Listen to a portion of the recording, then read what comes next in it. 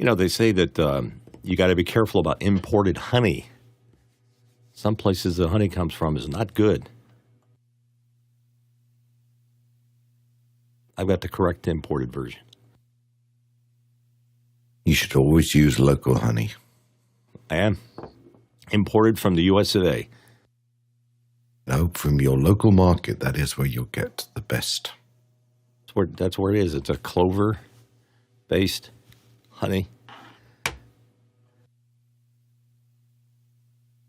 Isn't it supposed to help with like allergies and stuff? It is. If you have honey made in your area, it'll help you build an immunity to what is ever in your area. DJ, we lost your video. It's a antioxidant too.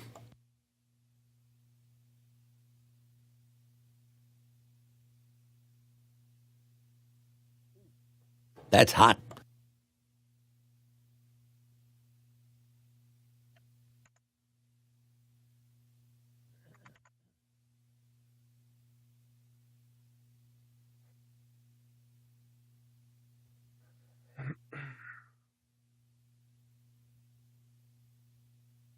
Go get him, CJ.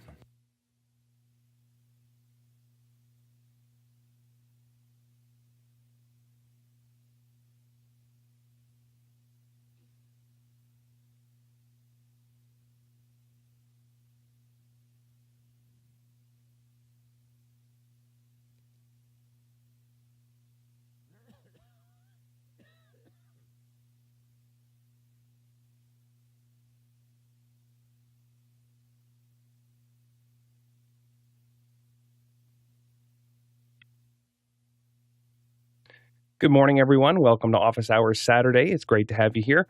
Our first hour is general Q&A on media production, and our second hour is usually something we want to spend a little bit more time on, and today it's a whole second hour of Q&A. So hop into Makana and get those questions into us. While you're in Makana, you can also vote on the other questions to help us focus the show, as well as chat with the other producers. If you're not yet in Makana, not to worry, you can also go to this QR code or go to askofficehours.global. That's askofficehours.global. Nothing to log into, nothing to sign up for, just an easy way to get those questions out of your head and in the queue to be in front of the panel. So that's askofficehours.global. We've got a bunch of questions, so let's dive right in. Mitch? CJ, thank you. And our first question is a QR code question from Mustafa Murad in Germany. Does it make sense to buy a Blackmagic Web Presenter 4K when I already have an ATEM Mini Extreme ISO? Technically, I have a web presenter in my ATEM. By the way, 4K streaming is not interesting for me. Thanks. Go ahead, John.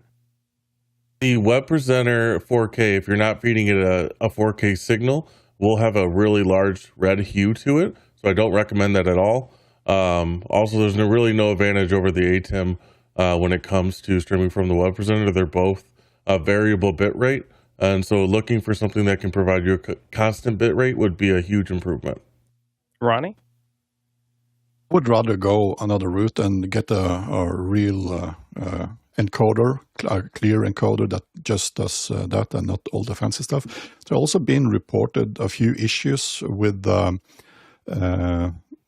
overflow of the buffers that makes the web presenter reduce capacity to the level where it's not even sending a feed. So I would be careful and in case you buy it, do a lot of testing before you use it in a show. And Mark? I think that if you're recording using the ISOs, that you're already putting a big load on that ATEM. So you might want to find a different way, like a web presenter or another device to do your shooting out to the internet. Next question. Next one in from Talalek Lopez Waterman in Bensberg in Germany. According to the New York Times and Slashdot, Apple has opened negotiations with media and news companies to use their content to train their AI LLM. How do you think Apple will move forward in this area? Alex?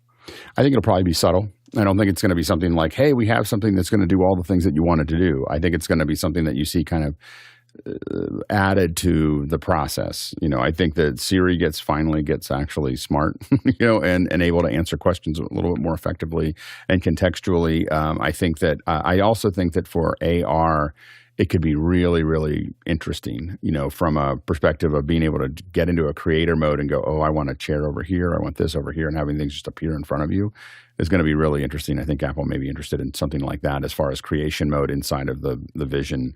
But I think the biggest thing that they're probably trying to do specifically is solve serious problems, which is that you just want to be able to ask questions and have it give you contextual answers. But most likely, Apple is going to go from known sources, be much more careful about avoiding any hallucinations. So I think that it'll take them a long time to have it come out, and when it comes out, it'll probably work pretty well.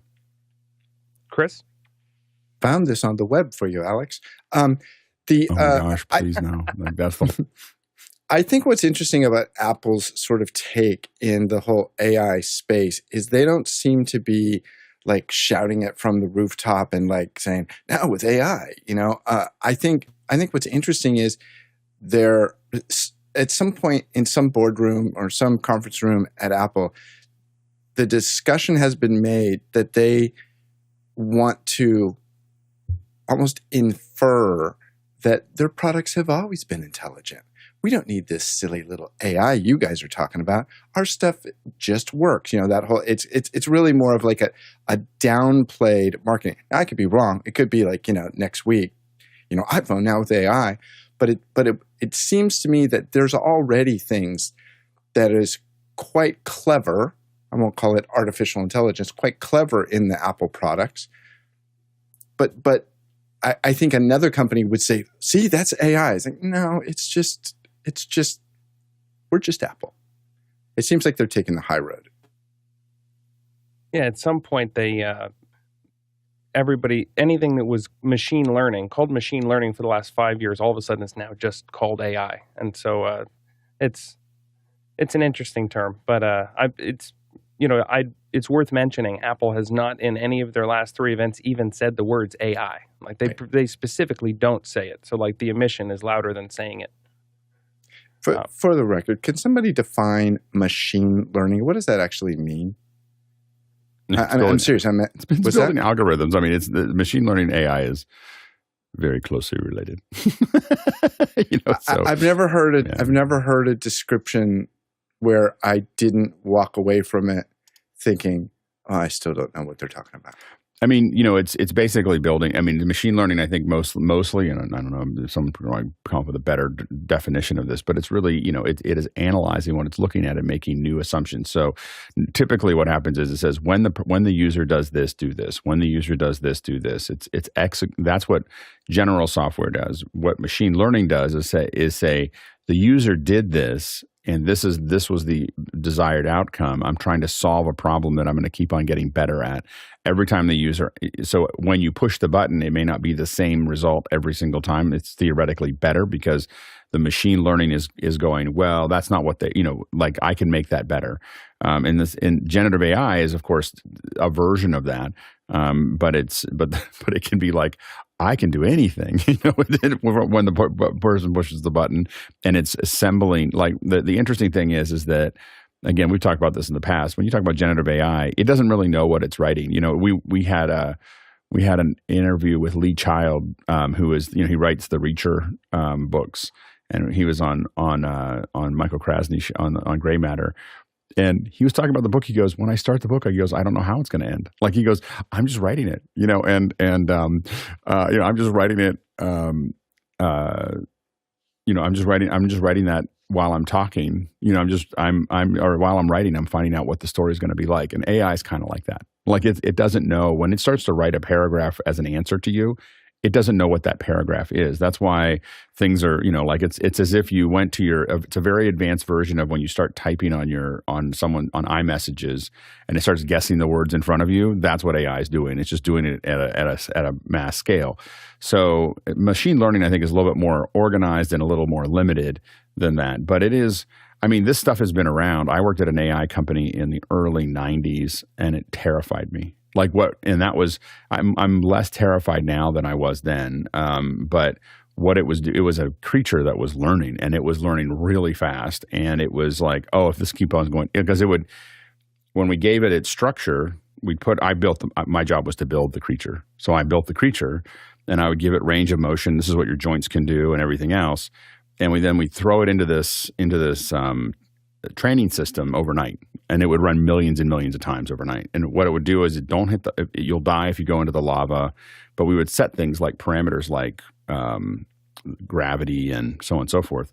And we tell you die in the lava, try to go as fast as you can. That's all we told it. And it would come out the next day, and if you gave it a lot of gravity, it would learn to prance. It would like do these big hops. If you gave it a lot of gravity, it would like get into this big muscular way of walking, because that's what it needed to learn how to do. But when we left, it was going like this with its legs, like just couldn't. Its legs were just twitching. You'd leave at night with its legs twitching, and you come back in the next day, and it was running around, and it was just. And I was like, oh, we're in big trouble, like if we can do that now. And that was 1994. So that was, it was a long time ago. And so we've been playing with these ideas, but that's what we would typically call A-Life, which I think is really what we call AI now, which is that it was building a new way of being constantly, like it wasn't like taking any sets of rules. And we could definitely see how, even back then, we could see how that could go horribly wrong. Like that it makes a decision based on those things that may not be congruent with human life. And that's the we could see it back then. So I think I think Apple's taking a more measured approach to the process. So for example, real quick. So like on my phone, if you go to your home screen and you swipe down, at the top it says it's got 8 apps, and they're labeled as series suggestions, and they're different all the time. Because guessing, is that machine learning? It is, and what's interesting about it is it's guessing from all kinds of things. Like for instance, when I scroll down, I'm at Whole Foods, it will pop up the Amazon logo because it knows I'm at Whole Foods. Because you're at Whole Foods and you probably want to show your in-store codes so that you get your discounts or whatever, mostly so that you keep a track of everything you bought so that when you buy it online and you know what you got. That's what I've been all hoping. Those things that you bought. That's what I've been hoping, but it never once shows me the Safeway app when I'm at Safeway. You would think it's like, come on, dude, I'm here. I think it's doing that for your own protection. I think it's just saying, hey, I don't think you should really shop at Safeway. You shouldn't shop at Safeway. That's not that's not a way to live. I'm not gonna encourage you here. Like that's it. It's a nice way to say I'm not encouraging Safeway. Are you sure, Mitchell? I think that Apple is waiting to rebrand AI with their own flavor. Maybe the IAI. I just think they're going to call it I think. Therefore, iPod. Therefore, yeah. Yeah, there you go. Go ahead, Nigel. Oh, yes. We think this is a new term. It's actually from 1962 when an IBM mainframe first beat somebody playing chess. And the basic principle was that, they had taught the machine how to play chess using data and algorithms. And then the machine had advanced itself without somebody else helping it. So it started to form links and ideas that were beyond the basic set of programming. And that's where the machine learning came from, which was really very different from the days of decision trees when, we would sell systems that would help a large company, build response letters by saying, if the client says this, put this paragraph, if then this, which is how sort of the early intelligent systems were used to do decision support. The real machine learning was started to make those connections itself. Mitchell? Alex, you said that it scared the heck out of you in the early 90s. I think you got to worry when AI start building their own computers and writing their own software, and it's just going to go right through the roof at that point. Well, it's already doing that. I mean, we're asking it to write code for us all the time. So it's definitely because that's probably the number one use for AI in work in industry is actually programmers asking it to write code. And I had this thing, like I was really frustrated with the iPhone because I couldn't get a single app to just take a picture with 48 megapixel all the time. I just want to be 48 megapixel all the time. So I asked ChatGPT to write a Swift program that will force, that will only shoot in 48 megapixels. And it just wrote, a page of code, and I haven't compiled it yet, but I sent it to someone that would know, and they're like, "Oh yeah, that would totally work." I just said, write me a program in the Swift language that, I just gave it. I told it exactly what they just wrote a whole app, and I have to get around to compiling it, but that's it can do all of that right now. Yeah, absolutely. So Next question. Paul Wallace from Hot Springs, Hot Springs, Arkansas. You need to move into a brand new home. What are your first steps to have an easy to manage smart home? Cameras, doorbells, lights, Matter, Alexa, Google Home, on and on. So many choices. Nigel? None of those. So that's my first piece of advice, is don't start with any of those. Every home needs a good foundation. A smart home needs a good foundation. So the first thing to do is to think about power, networking, and security. And that should be the first set of things you think about. Everything else is just bells and whistles on top of it. I know you don't want to hear this, Paul. The next thing is, wherever possible, pick one platform to stick with. If you love the A word, go the A word. If you like the S word, go the S word. Unless you are dedicating your life to constantly keeping that thing going, and you don't want a smart home, you want a dumb home full of smart gadgets, simplify and pick a single platform and go with it. And then go with the ones you like the look of. But really, Paul, networking, security, and power are the things you get right, because otherwise you're building your smart home on dumb ideas. Mitchell? I'm with Nigel on this. I built my place 30 years ago. It was just studs. And I ran Ethernet everywhere and coax for the satellite, which really don't need that much anymore. The only thing they really didn't have, or at least I didn't think of it, was fiber. That would have been the other thing I would have gone with. And like you said, power. Put power in the right places. Distribute the load just in case you build a media center that needs more than a 20-amp circuit. You got to be anticipating what your needs are going to be down the road. Samuel? I've actually tried a few solutions, which I didn't like. So what I'm using now to control smart home devices, I'm using Home Assistant. It's not like a very simple solution, and you have to set up a server, so it's a bit of a learning curve. But a nice thing about it is that it's open source, and there's a lot of developers that make a lot of different integrations. So if you want to be able to connect to the most different integrations, then I would take a look at that. And it was very complex before. It's got better, but it's still a learning curve compared to a lot of other things. I'm probably only using like 5% of it here. Chris? Well, I think Paul's use of smart homes in quotes is really kind of appropriate to my setup, and I started as gifts. Like, people gifted me, like, for Christmas, here's some smart plugs and here's some things. And then after a couple of years, I looked around and I had all these kind of sporadic things, and it was just kind of a mess. And so this year, I got rid of everything that wasn't basically, I got rid of all my spark plugs, because I had like 3 or 4 different brands, and I centralized on TP-Link, because I could get them all. I could get all the things I needed in TP-Link, and they worked pretty well. And so, now I've got my TP-Link app that has all the devices in there, and they're not great.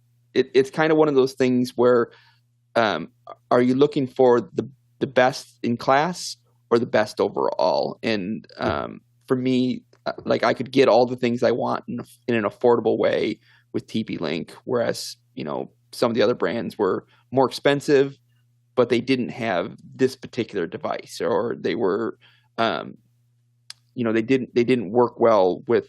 I'm not an Apple person, so I've got the Echo, and I go do everything through the Echo and Android, and if some of the stuff is just works with HomeKit, that's not helpful for me. So my suggestion would, as Nigel said, stick to one brand for everything, and it will make your life a ton easier. Mark? Okay, you're all putting the cart before the horse. You need to get a roll of paper, a big fat pen, draw a floor plan of the house for each floor you have, notice where all the outlets are, where all the light switches are, decide what you're going to use, whether it's going to need fiber or Ethernet or just use Wi-Fi, and then determine where the power is for the cameras needs to go, and then start pulling down all the sheetrock and the drywall and run some conduit so you can pull whatever you want through it whenever you want to. Then put it back up, remud it, paint it a nice new color, and then you can determine what it is that you want in terms of brands. And JJ from the chat, I've got to bring it in. Cat 6 everywhere and the clapper. Next question. The clapper. Tim McMillan of Poughkeepsie, New York asks, what does the panel think about the Allen & Heath Z10? Is there anything you'd rather recommend in this price range? Ronnie? Well, that mixer is starting to get a little long in the tooth, as you say over there. It was launched many years back, and for analog mixers, it's kind of good. Had some problems with power supplies, etc., but that's not a big thing. We've used the Zonecraft Signature series in this analog kind of product selection for many years, which is also providing a multi-track USB output, so you can use it as a sound card. But it depends on what your use is. You don't specify what you're going to use it for, and there are so many choices in this segment. John? I've used those before in the past. They're fine. I find myself in that budget leaning more towards the X-Air, the XR12s.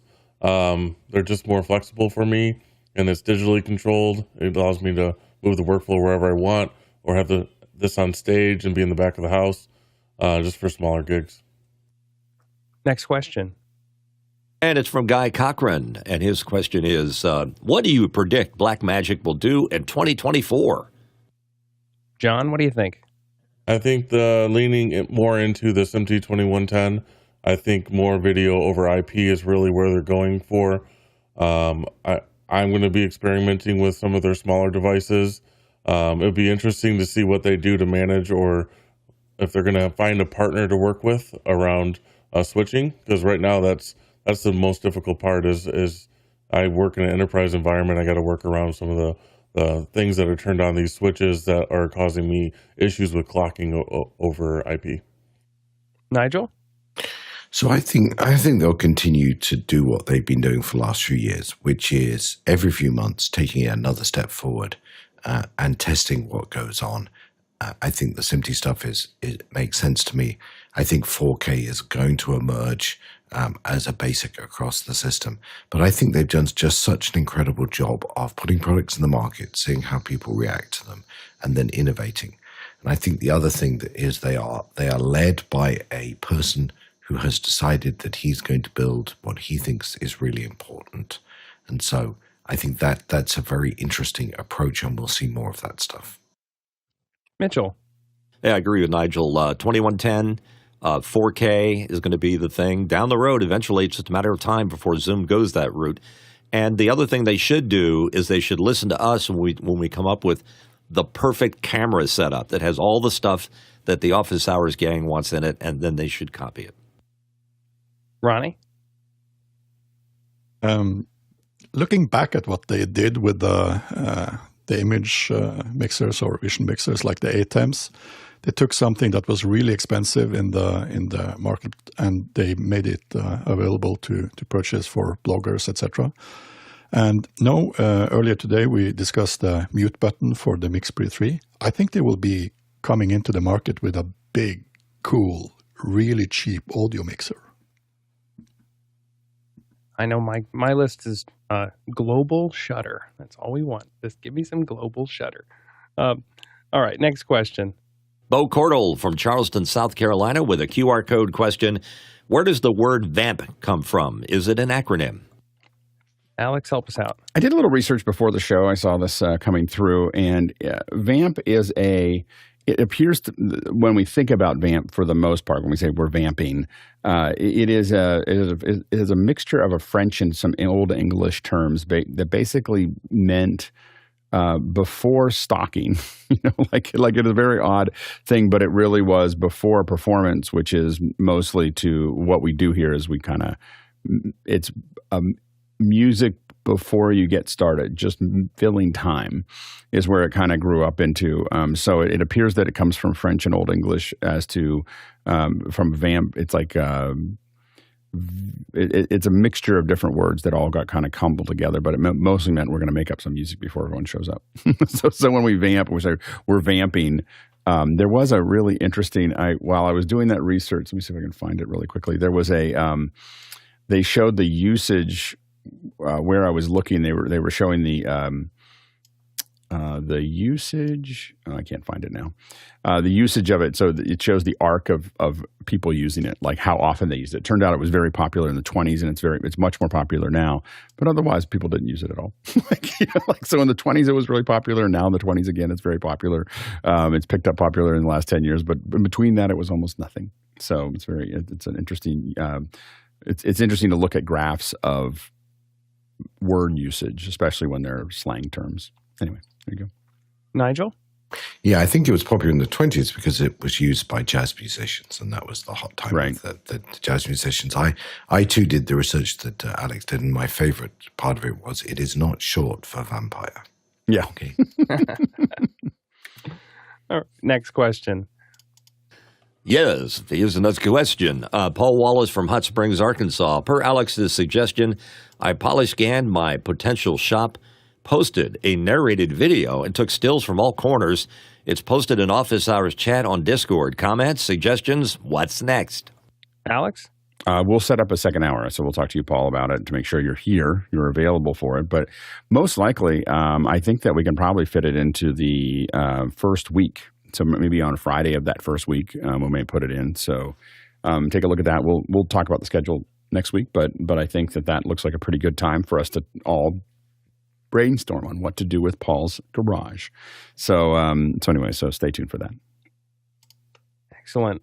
Next question. It's a QR code coming in from Joshua Brunswick in Vancouver, British Columbia.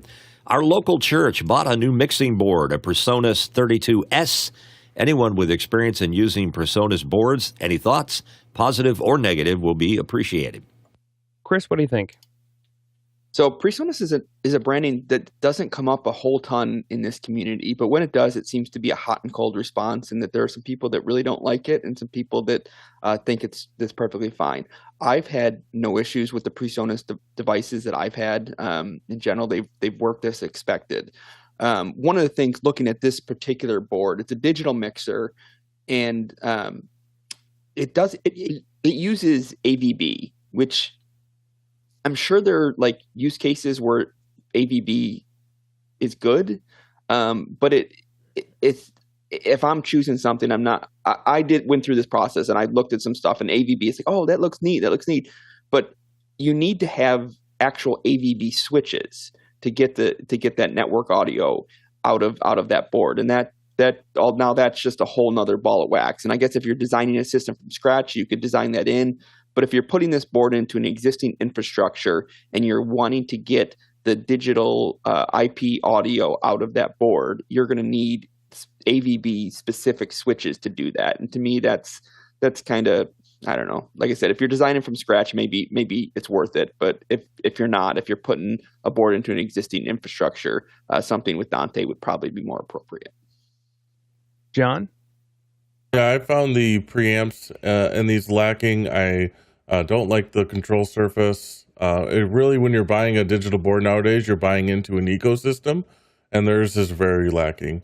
Is it passable? Can you make things sound good? Will your events run fine? Your church will be fine, 100%. It's just if I'm looking at purchasing, I'm not buying into this ecosystem that seems to be mostly abandoned by Presonus. And Mitchell? Maybe I'm wrong, but I always start with the preamp. If the mic preamp is good, then I feel that the rest of it's going to be equally excellent. So if I don't like the mic preamp, I'm not really going to get past that to go to anything else. And as far as AVB goes, isn't that kind of like a lame duck system out there for transcoding? Alex? Yeah, I think that, what I would say is compared to most of our past, the preamps on all of these are reasonably good. They're not, I don't think that we're not really, that used to be the preamps were really a problem. When we get digital boards, it's not. I think that the real thing with Allen Heath, and I used to own a bunch of Allen Heath hardware, is the workflow. And I think that, or not, this is Presonus. The Presonus isn't Allen Heath. Live in the same world. There's another question about Allen Heath. That the Presonus, I think it's workflow. And, I've definitely seen it on larger projects, not medium to large projects, never large projects. Presonus is kind of in this small to medium world that we kind of see, but it's very efficient. Nothing's great, but nothing is broken either. And I think that's kind of the way we've kind of approached it. But a lot of stuff lives in that world. Quick reminder, we do have 2 full hours of Q&A today, so there's plenty of room for questions. If you go into Makana and submit your questions, you can also vote on the other questions that are in there and live chat with the other producers.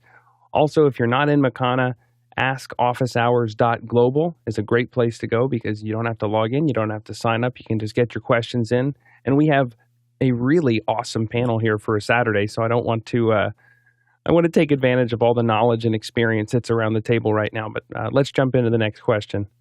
And it's a QR code question from Jerry Wassler in Tahoe City, California. New to the show, I recently heard someone reference Alex's work on Star Wars Episode 1. What was his role, and why didn't the work continue on to more Star Wars? Alex? Yeah, so I started at Lucasfilm, so I was at Skywalker Ranch, and I worked in what was called the Star Wars art department. So I was in previs. So my job was we were probably one of the first previs divisions. People had done it a little bit here and there, but to have someone dedicated to it was unusual. And so David Dzoritz, I was number 2 there, and our job was to build kind of a cartoon version of the pod race, end battle, space battle. And so we did that for about a year and a half. I worked late 96 to early 98. Working on the previs for it. I then moved down to Industrial Light and Magic and became part of what was called the Rebel Unit, and mostly I worked on the Queen ship. So the Rebel Unit was really around hard surface, less creature, big. We were kind of halfway between digital matte and CG. CG was the characters and a lot of the other more complex stuff. And so my daily ride was the Queen ship. And so I worked on that for about a year and a half. I worked on a couple of other things that were not at ILM. And I think that overall, what's interesting is that I really, really wanted to work in Industrial Light and Magic. And I learned probably more than I've ever learned ever again working there. The pace of the shots was hard for me. I think I really realized I really enjoyed lots of things happening. At Lucasfilm, I was working on, we had to produce 25 updates a week. And at ILM, you do one shot for 6 weeks.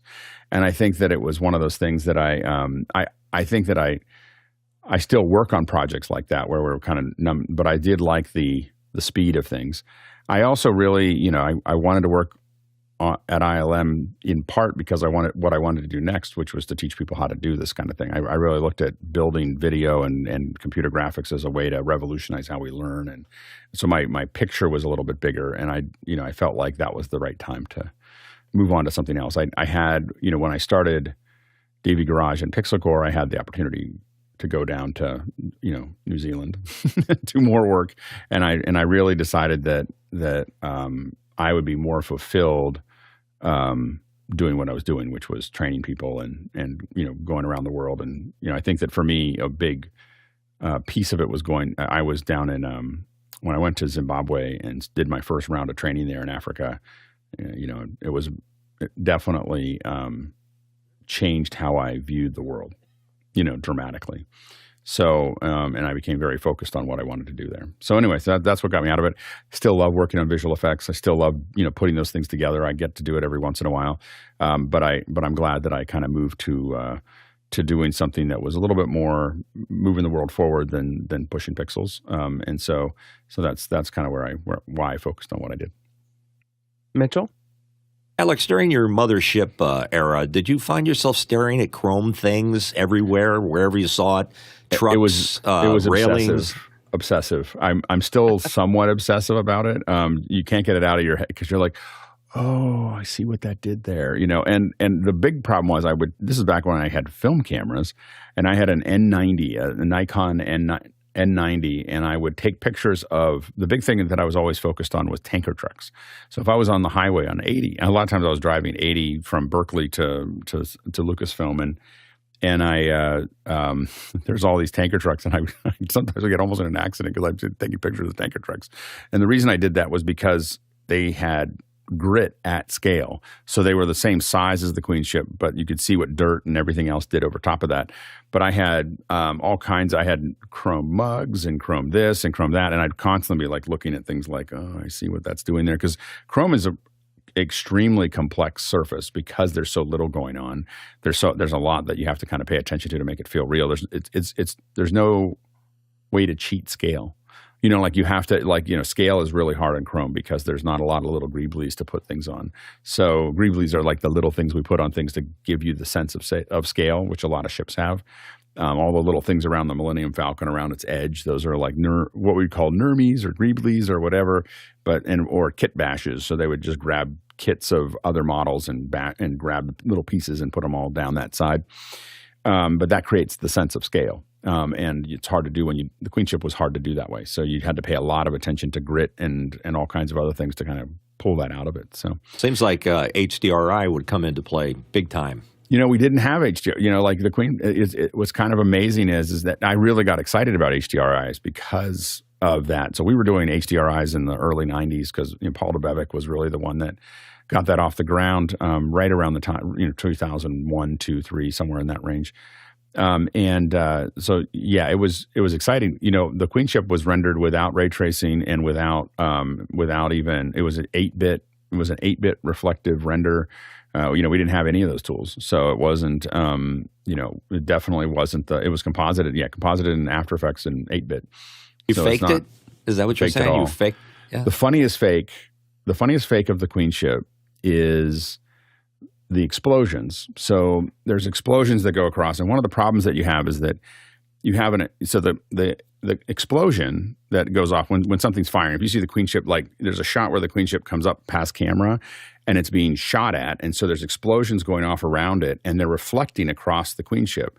The problem is the Queen ship is a CG object, and the explosions were shot at windward stage in a black space, right? So they're just 2D, they're just explosions. So how do you map the explosions onto the CG Queen ship, from that? So the problem is that figuring out exactly where you want the reflection is hard because it's not going to be where it should be. Because if you put an explosion out in the distance, it's not going to show up it's not going to reflect. It's only going to reflect in one moment.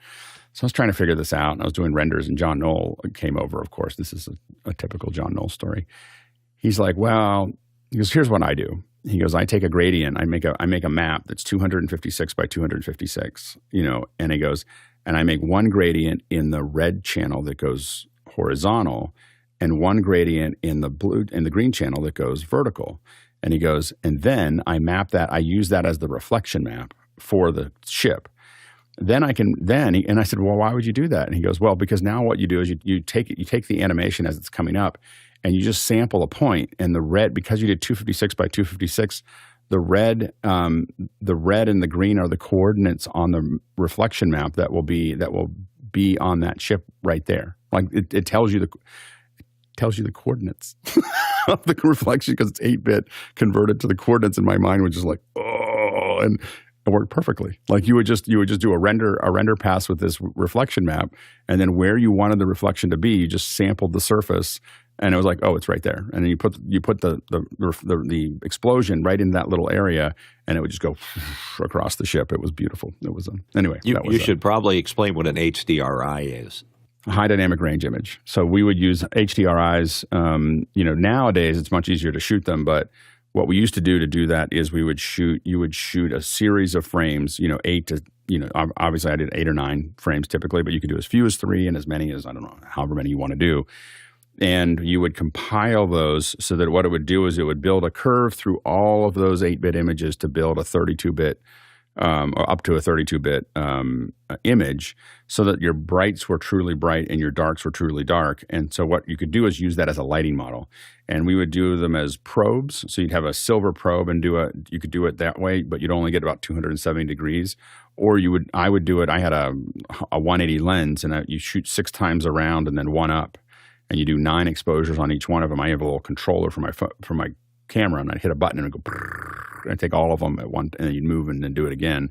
And you'd build these spherical maps that were also 9 exposures deep. And then that would build something that would allow your computer graphics, your Cinema 4D or other things, to light that and use the actual brightness in the image to light your models and cast shadows and all the other things that are necessary. And we use them a lot now. I mean, they're kind of commonplace now, but when we did it 20 years ago, it was like, whoa, like this is groundbreaking kind of thing. Anyway, Chris? I just want to go on the record. I'm still stuck on machine learning, and I have no idea what any of that meant. But thanks, Alex, for sharing. There you go. Next question. Tony Mobley from Newton, Georgia has a question. Is VideoProc Converter the best AI generative video image enhancer for the Mac? Videoproc.com. I haven't played it all with VideoProc yet, but I have done a little bit with Topaz AI in terms of just taking some old actual film stills and sharpening them. But also, I know Alex has mentioned using Topaz to do frame rate conversion. And what it does is pretty incredible. Takes a while, but man, is it really good. But no, there you are. Hey, Alex. Topaz. Topaz is the best on the Mac. That's all I got to say. All right. Next question. And it's a QR code question coming in from Julius Evans from New Orleans. I just purchased the Atomos NinjaCast bundle. Any thoughts on that product? Alex? Yeah, it looks really good. I mean, so what this is there's a monitor. Atomos has a monitor, and the VideoCast is something that pops onto that monitor. It's a really interesting model of how they built this. Pops onto the model unless you start, cutting. Basically, you can have 4 inputs and cut between them. And there's been a couple of other apps a couple other pieces of hardware that have done this in the past, and not very well. This one actually looks like it's pretty well put together. I haven't gotten to use it yet. Here's where I think it would be useful. Of course, you can't add graphics, you can't do a lot of other things, but let's say you have some kind of transmission. You might have, what we've used some of these for. We had an Apollo that used to do this. We had 4 cameras, and we were in the field. We actually built this out so the person had a live view on, and we had 4 camera sources, and they had an Apollo in front of them, and they were just tapping on the screen to cut between the cameras. That went back to our subfeed elsewhere, where we added graphics and opens and closes and everything else. But they were able to cut the show in a relatively simple way without having a lot of extra stuff. So that's what we found it to be useful for. John? If you already own an Atomos Ninja V or V Plus, it looks like it's only $150 for this add-on, which could be very nice. Depending on how the UVC output looks, you could easily pump that in and have 4 different cameras going into like an OBS program, and then layering anything from there, which, honestly, for $150, it's really hard to find a way to move that video into effectively into your PC. Next question. From Douglas Carmichael asking, has anyone tried Audio Gridder? Seems like it could be a useful tool for increasing plug-in processing power for larger projects, but I had clicks and pops testing it on my gigabit Ethernet network to a Win 10 virtual machine. John? I have yet to find myself in a position with the newest hardware that I have that I would need to scale anywhere for this. I also would not recommend running this in a VM. You're going to get into resource contention. Your VM host is going to decide who's getting priority at any point in time, which is definitely going to cause those clicks and pops you're hearing. Samuel? Yeah, I agree with John. It sounds like a bandwidth issue somewhere, either in your network or else it can be in the VM. It's probably quite likely when it's passing through to the virtual machine that you're getting a bandwidth issue there. And John or Sam, I'm not sure if you can tell me a little bit more. I haven't heard. Audio Gridder is a new one for me. What is that doing on the machine there? Yeah, so it's the ability to run plugins, and they don't have to be within your DAW. You're able to offload that to another hardware processor. So if you think of like Waves does this, and they allow you to offload these plugins so you can run those in real time and not stress your machine. But the reality is, when you're running any modern processor or the Macs, the M2s, M3s, even the M1s, I've yet to run into a project that I can't process within myself. If I'm trying to do real time, I will bring Waves into the equation, just to reduce the latency as much as possible. But anything post-production is just not worth it. Mitchell? Anytime I get clicks and pops that randomly happen, I suspect the sample rate is gone from 44.1 to 48. So I don't know how that plugin works. Don't have the knowledge, but careful of the sample rate. Samuel? Yeah, and I would just say if you're going to use this, I would test to make sure that it works before you use it on something that's mission critical. Next question. Next one in from Eddie Kokendorfer in Vieira, Florida. Has anyone tried Midjourney version 6? Thoughts on the new text generation and the image quality? Nigel? Well, I tried it this morning because Alex showed me how to get to 6 from 5. And so that's how I know. A couple of observations, and I haven't tried the tech stuff yet.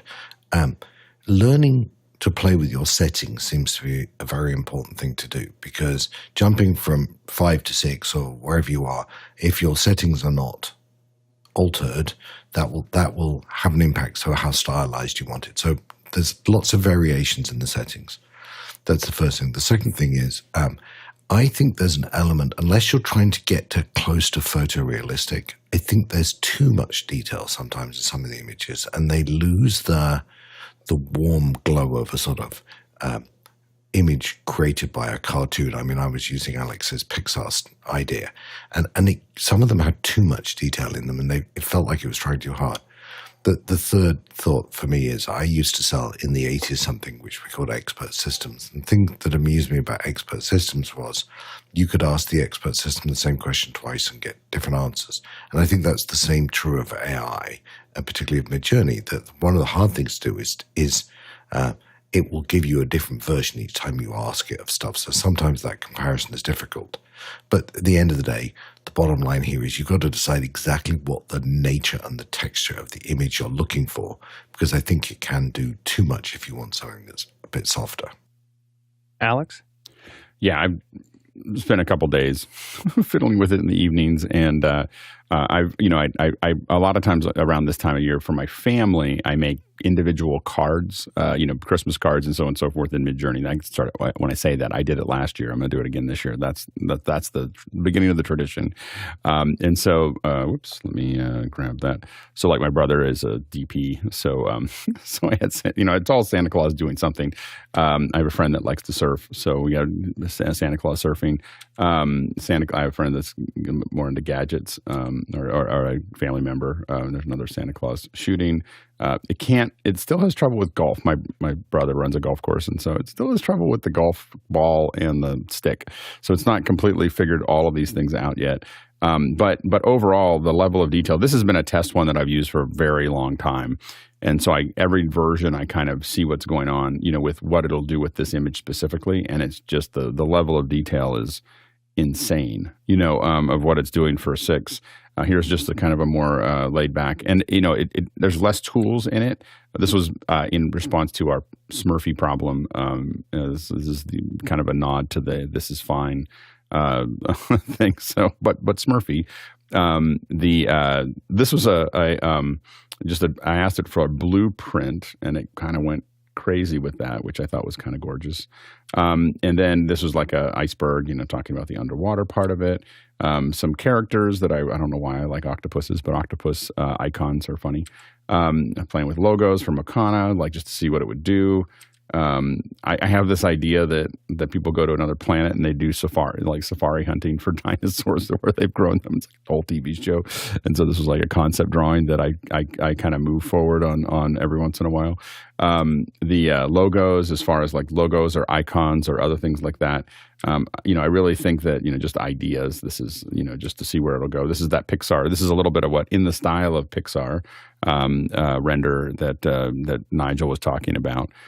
So there's, kind of these are all fun for, we did this before for a green screen, which I thought was kind of hilarious. This is a luck dragon. I thought that'd be kind of funny. What I've also found is when I'm trying to think of interiors, I've started to, even in the last version, start to do this. This feels a little cut out. Like it doesn't quite nail it, but it's still a really interesting way to brainstorm ideas of like, what should I make this place look like? Another one of I have a whole series of things that I play with This Is Fine. So this is fine. There's another one of things. Like look at the detail that it's doing on this. I was talking about something being very primitive. I don't know what this does, but I want it. Like, that's all I can say. This board right here, like, it rendered a couple of these boards, and I was like, I don't know, even it doesn't do anything, but man, I would buy that just looking at it. Another Christmas thing with let's see, and then I asked it for Thomas Jefferson pixelated. Another Luck Dragon, another some people fishing, more of the Pixar, another just kind of this. All I typed in here, just so you know, is wabi sabi. I just typed wabi sabi, and this is what it gave me. I was like, oh, I know what you need. More of kind of a painterly thing, but look at the reflections. I mean, it's kind of an amazing thing of what it does there. I thought it'd be funny to have Mona Lisa with an iPhone. So there she is, holding her iPhone while she's waiting for her thing. This little subtle changes. And anyway, so those are some ideas of stuff I've kind of over the last couple of days, kind of hacked around to just see. A lot of them are older ones that I've done at some point. And what's great now is Midjourney will let you go back into when you go to midjourney.com and log in as yourself, you see literally every image that you had asked for. And so you can go grab the old prompts and move them in, and then you get to see like what it did back in 4 or 3 and what it's doing now. And when you go back and look at the resolution, the quality, everything else, only a couple versions back, it's the amount of movement that it's done in the last 18 months is just astounding, And so anyway, there you go. And look, with any of these things, whether it's Midjourney or you're just starting to play with DALL-E or ChatGPT or any of these generative AI tools, whatever time you think that you want to spend with them, book like double or triple that, because you're not going to know what you want to do right away, and you're not going to know what levers to pull, and it's going to take some practice until you really understand how to prompt. And then after you hit a certain point where all of a sudden, like, you start to get really, really good stuff, it's not going to be your first prompt, but take the time. The first night that 6 was out, I think I lost like 4 hours. And I don't usually go to bed very late, but I think I started about 7 or 8, and it was like midnight, and I was still just like, because what I do is, because I'm waiting for it, and I have a pretty high end account, and I realized I had a lot of time left this month. It ends tomorrow, and I was like, oh, I got plenty of time, so I just put it on fast mode, and I'll have like 4 or 5 or 6 threads going at one time. So I'm saying, make versions of this and make versions of this and so it's just and literally I'll look over at the little Midjourney thing in my messages in Discord, and it'll be like 415 messages, like, that it's running, because I've got so many of them processing at one time as it kind of rolls through, and you just come up with a bunch of ideas. But it is a lot of fun. I would definitely keep your eye on it. And again, for my presentations, it has revolutionized funny things that I can put in the middle of a presentation just to make a point. That is, it's a little bit of everyone chuckles a little bit, and you can add a little levity to it, and then go back to what you're talking about. And just finding the right places to use those has been super fun. That's probably the number one use case that I have for it. But it's also just entertaining. So I would highly recommend it. Next question. Guy Cochran from Seattle. What is the best iOS live video switcher app for the iPod? Pad. Alex? I think that Cinemaker is a pretty good one. That's probably the one we know the most. There's another one I think called Switcher that's out there, but I think that the one that's probably developed the most that I've seen so far is Cinemaker, as far as being able to put some of those together. And I think it's a mixture of iOS as well as Mac OS. I have to admit that I don't do shows that can withstand much stability issues, and I haven't found an iOS solution that didn't glitch enough that I was like, oh, I'll come back. So I haven't used it heavily for that. In general, software switchers glitch a lot for me, so I don't use them in production, but I play with them, and I keep on thinking I'm going to use them. I just haven't done it. Chris? I can't vouch for it, but Top Director is another one that's come up regularly in the community, so might be one to look at. Next question. Douglas Carmichael, has anyone tried the new Angry Audio C6S plugin as a stream processor? Mitchell?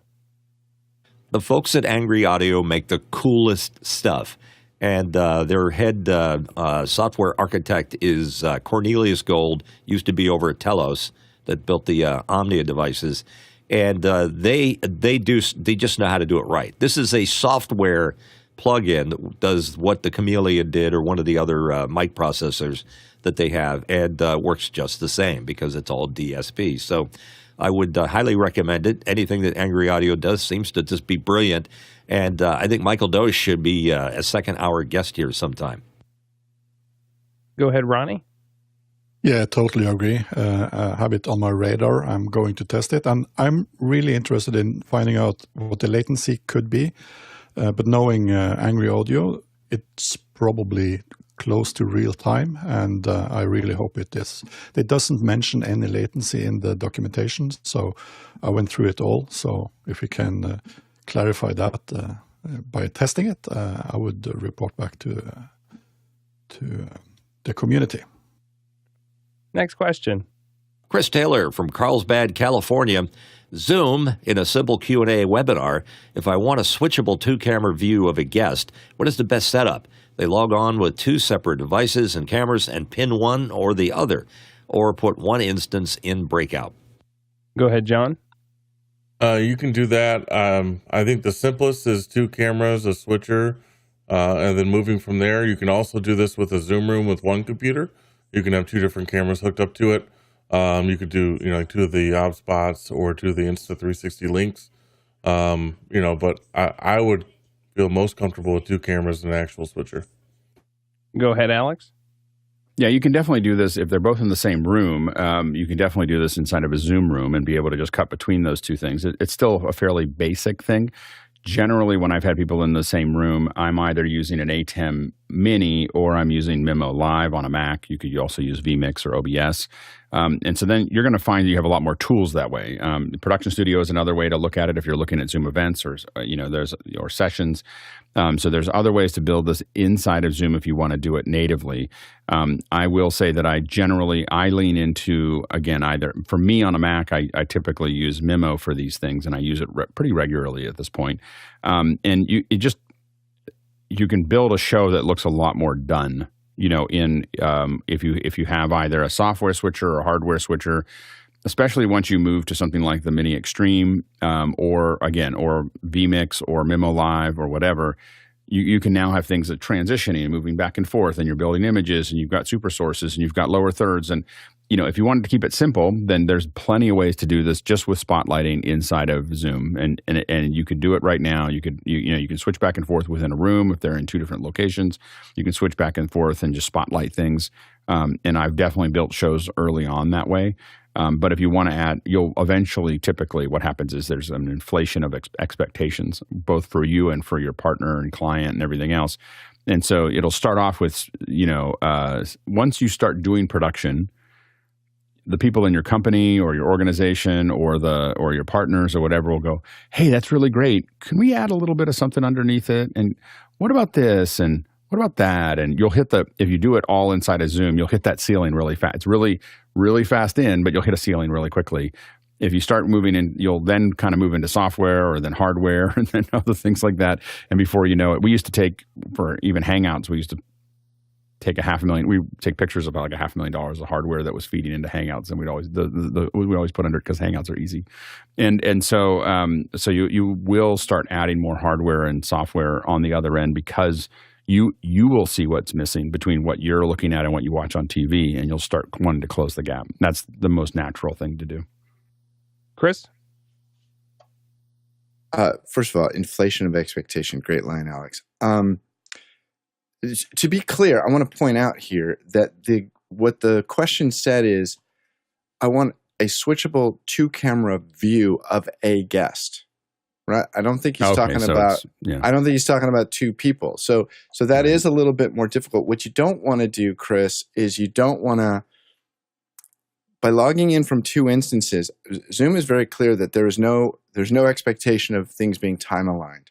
So those two feeds are likely going to arrive wherever you want them at a different time. So one thing that you could do, and I totally agree with what Alex is saying, is that once you start doing a little, they're going to ask for more. So this is a bad solution, but it would work. If you request camera control from somebody remotely and they have 2 cameras, even though what we normally what I want to do with camera control is I want to zoom and pan and tilt and take their 4K camera and get a good 1080 out of it. The one thing you can always do is switch between cameras. So if you want a 2-camera view, you could, in theory, put 2 webcams on one laptop and just request camera control and go, other camera, ready other, take other, ready other, take other. You could do that. I don't think it switches cleanly, but in a super pinch, that would work. But let's make clear, I think Chris is trying to have 2 cameras on a person. And then the question is why? Like, well, this works face to face.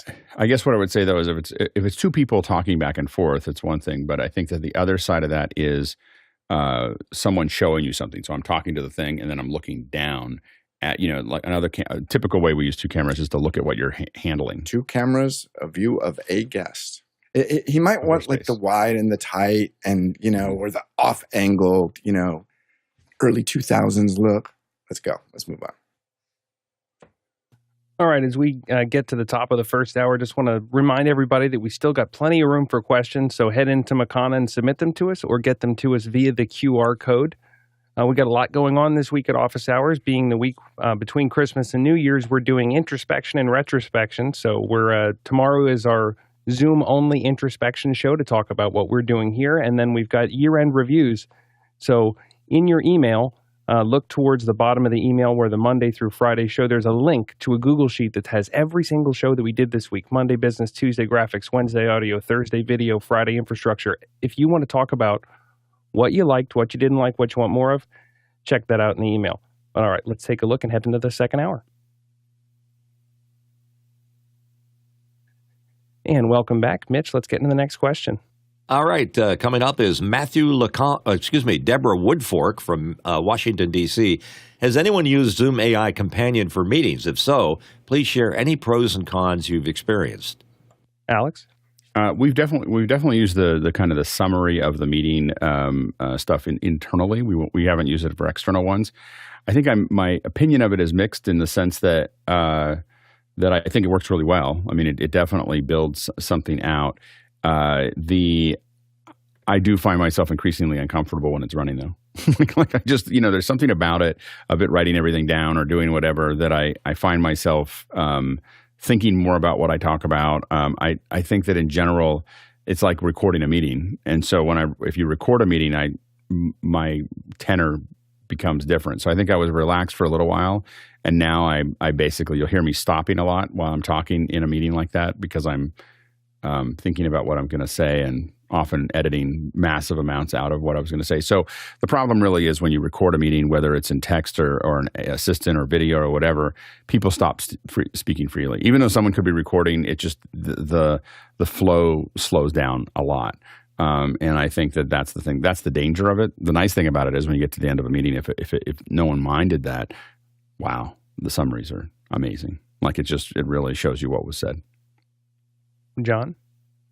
Yeah, I've implemented this for a 600-person sales team, and the amount of information that's pulling out, takeaways, feeding that into Salesforce for like next best action information has been really monumental for us. We've always done call recording, and Zoom was a black hole for us with this and the AI functions. It's been a really, really nice add-on for us. John, have you had any experience with comparing the results that you get from the Zoom AI Companion to something like an Otter.ai? I've never used Otter, but we've done a lot of comparison with Whisper AI, which honestly is fabulous, but it's right in line. The ability for Zooms to pull out context to things that you actually are training it on is really easy to do. So things that you care about, products you want to serve, the insights into who is talking and how often and how engaged people are, that information is more readily available. You can build that all out with ChatGPT and Whisper AI, but you're going to roll your own. It's going to take a lot more time. For the cost of this, it's been really valuable for us. And the JJ in the chat said Zoom is Otter.ai, so maybe there's something going on in there on the back end. I noticed that when I used the Otter by itself, not within Zoom, it didn't, like, it does pretty good on the speaker detection, but it's just using the audio, where I'm assuming Zoom could just use active speaker, and it'd be easy. Go ahead, Alex. Yeah, and I do believe none of Zoom's AI implementations are any single version of AI. So they are a federated, I think they've talked about that in the past, but they're a federated AI solution among many different service providers. Awesome. All right, next question. Matthew LeConte from Oakland asked, Mixed Effect was recently updated. Will you have Adam Tao as a guest again? Mitchell? I think he's brilliant. And the Mixed Effect program is a necessary Swiss Army knife for your ATEM. And if you add it to a Stream Deck with Companion, it's brilliant. It literally does things that you just can't otherwise do. So I think Adam would be great to come in. And I think if you look at the Zoom Production Studio, you're going to see a little magic pixie dust from Adam on that. Alex? Yeah, I think that I don't know if there's enough to do a whole second hour, but we would definitely have Adam on for a long share to show those things. Mostly because we already know what Mixed Effect is. It's an absolutely necessary piece of software that should be bundled with your ATEM switcher. So you should consider this as consider your ATEM switcher $50 more, and you don't have to test it or buy it or do some kind of trial. Your switcher is a different switcher when you have Mixed Effect Pro. We use it in this show.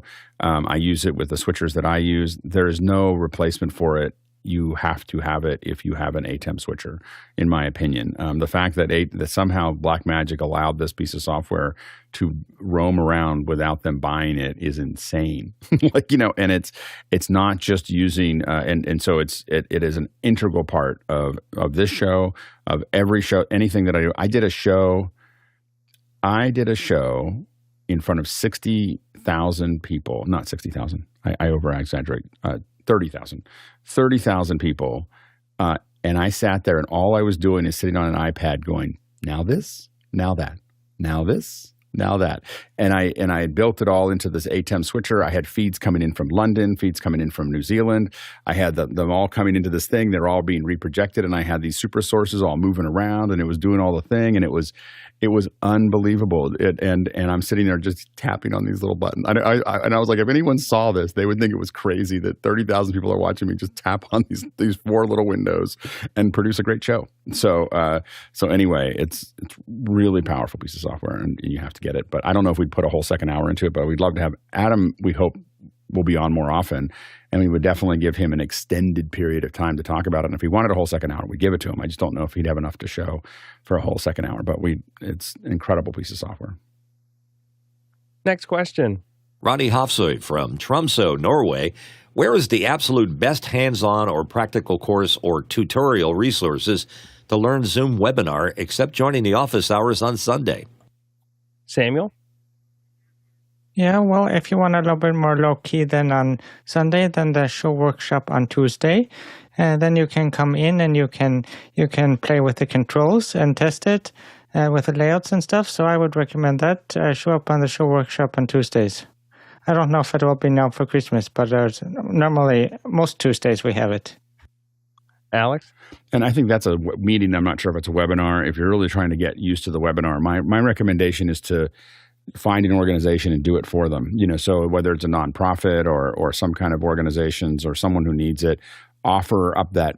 One of the many reasons that I got into doing office hours, I was interested in showing people how to, answering questions and moving the ideas forward. And I knew that was necessary at the time, but I was also like, I have a whole bunch of clients calling me about Zoom all of a sudden, and I don't know how it works. So I'm going to turn on this thing and run it every day and figure out how this thing actually operates. And so learning that was a big piece of why is one of the 3 or 4 big pillars of why office hours got started. And so just finding a way to do it all the time is the key to the operation. You can read a bunch of things, you can try to do other things, but finding a local organization, whether it's a house of worship or an NGO or whatever you're interested in, and providing them some way to do that is probably one of the best ways to learn how to do it. Next question.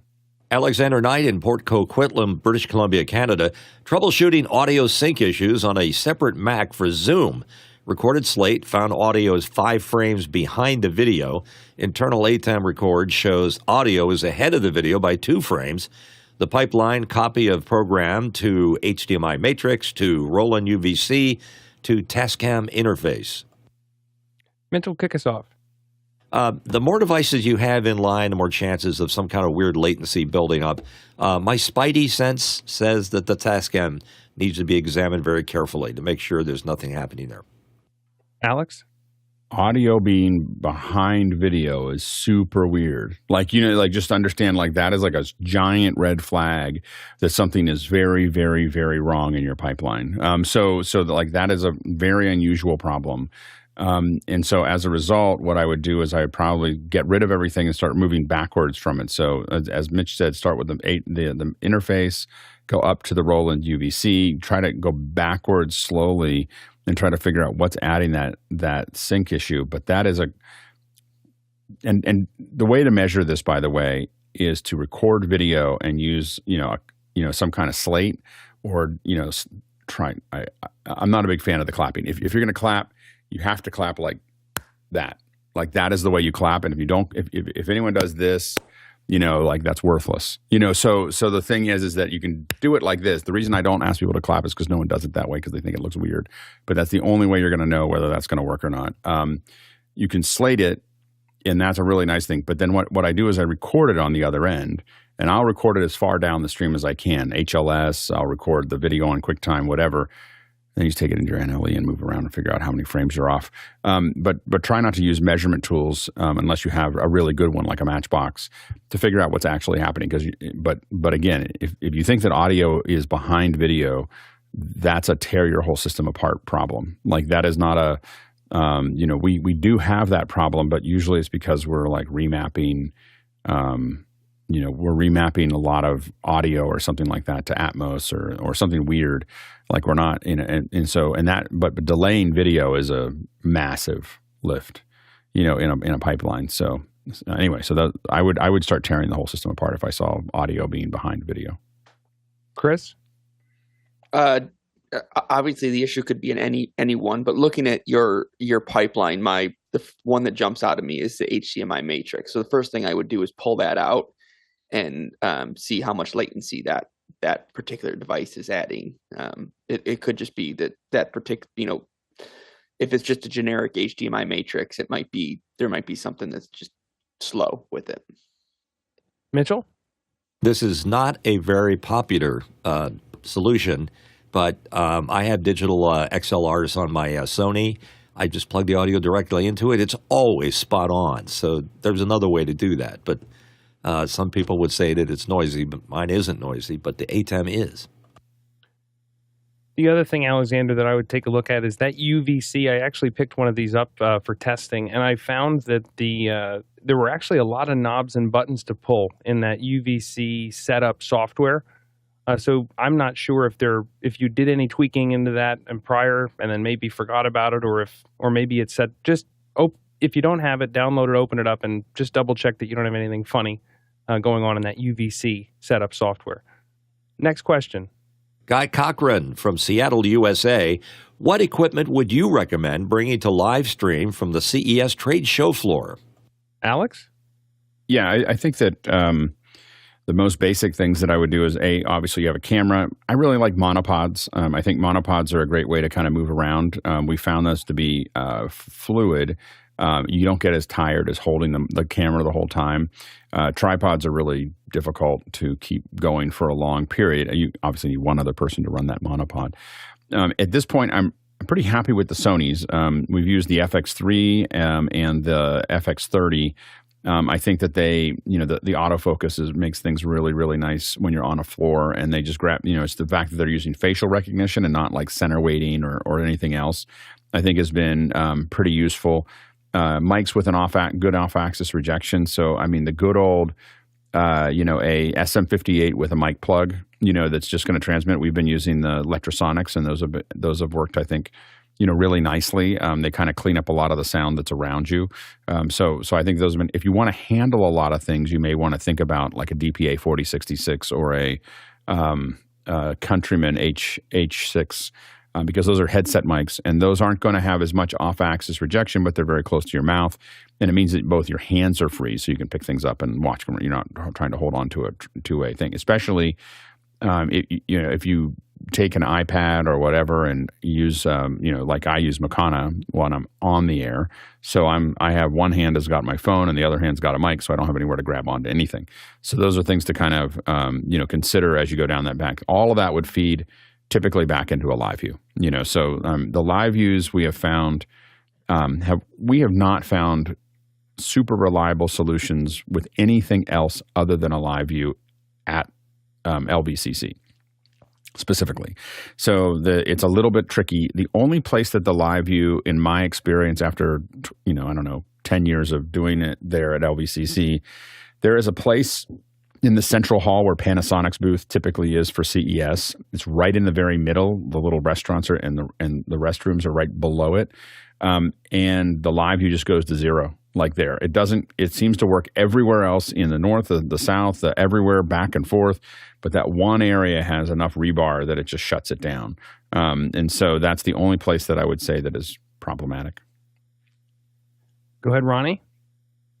Yeah, I totally agree with what Alex said. The last productions we had at LVCC, which is Las Vegas Convention Center, by the way, is proving that a Sony camera on a monopod using high-powered batteries and sending the signal to a live view is one of the best solutions that we could find out. And we tested a few different versions of that. And the Sony camera, like Alex also said, the autofocus on those ones are really, really effective and fixes almost everything. In addition to, of course, using high-quality microphones, wireless or even cabled, you need to have a microphone that reacts all the noise that are on the floor, which could be a lot at times. Alex. Yeah, and what I would say is there's I believe there's a Sony. So what we used, by the way, was what we used at SIGGRAPH was the FX30 with a 14 millimeter lens, and I thought that worked fairly well. If I had a full frame sensor, I would be tempted to get the Sony. If you're using an FX6, FX3, or the A7s, I'd recommend the 28 to 135 zoom. It's a 4.0, but that's fine for what you're shooting. And it's going to give you a lot of freedom to move in and out. So I think that for me, I mean, obviously, if you're saying what is the best equipment or what equipment would I like to use, an FX6, won't have any heat issues. It won't have any, but an FX6 with a 28 to 135 lens, if you're not doing anything like the crazy surround stuff that I've been experimenting with, running the audio directly into the camera, and then feeding it to a live view is a very compact unit that would work exceptionally well on the floor. Ronnie? Yeah, and in addition, the live views get really hot. So if you're using the bigger ones, make sure you have some extra towels to take care of your sweat. They are really hot, also the smaller ones.